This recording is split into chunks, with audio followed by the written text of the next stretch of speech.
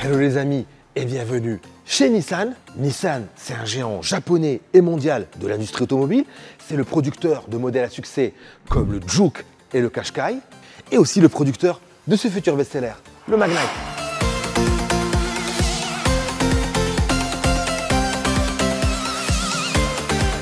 Le Magnite, c'est un petit SUV taillé pour la ville, mais bien capable de voyager, comme on peut le voir déjà sur nos routes et autoroutes.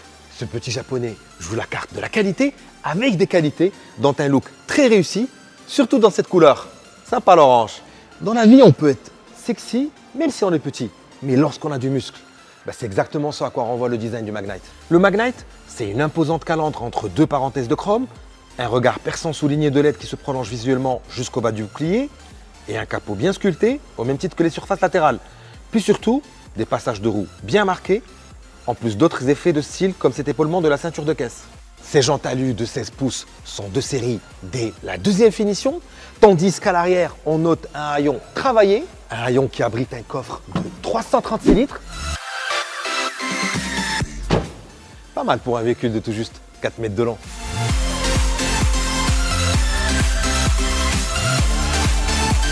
L'habitacle du Magnite a aussi de quoi séduire avec, là encore, la couleur orange qui prédomine à bord. Cette jolie teinte, on la trouve sur la coiffe supérieure de la planche de bord, sur l'habillage des contreportes, les côtés extérieurs des sièges et plus subtilement sur les coutures, ici et là. Le Magnite, c'est aussi un poste de conduite moderne et connecté avec un cockpit numérique de 7 pouces et un écran multimédia de 8 pouces. C'est aussi une bonne dose d'équipement, surtout sur ce niveau supérieur, la finition Tecna avec le rétroviseur intérieur électrochrome et sans cadre, le régulateur de vitesse, les caméras de stationnement à vision panoramique ou encore le démarrage du moteur à distance. Pratique pour lancer la clim avant de monter à bord. Et en plus, c'est un climatiseur avec ioniseur d'air. Allez, moteur.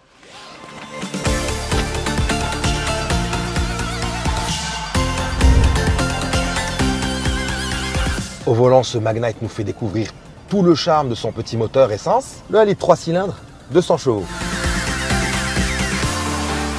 Qui dit 3 cylindres dit petite consommation, soit environ entre 5 litres et demi et 6 litres au 100 km en cycle mixte, ce qui reste très correct.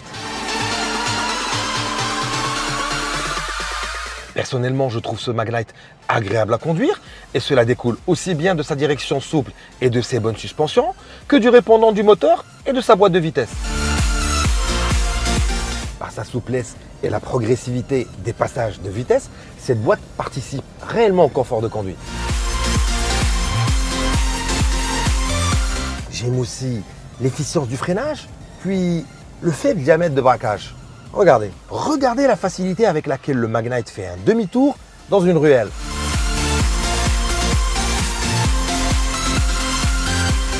Bon, je pense que j'ai suffisamment parlé du Magnite, mais le mieux, c'est que vous en fassiez vous-même l'essai.